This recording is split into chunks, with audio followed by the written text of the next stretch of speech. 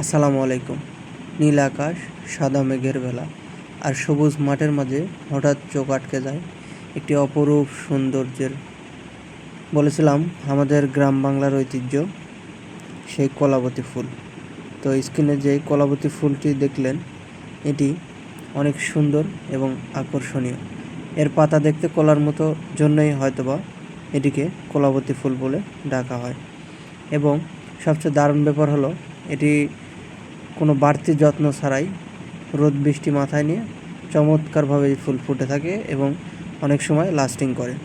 তো এই ফুলটি আপনাদের কেমন লাগছে অবশ্যই জানাবেন। আর পাশাপাশি আমি আমার চারপাশের পরিবেশ এবং সন্ধ্যাবেলায় মেঘলা আবহাওয়া, তার সাথে ল্যাম্পপোস্টের বাতি দেখানোর চেষ্টা করেছি।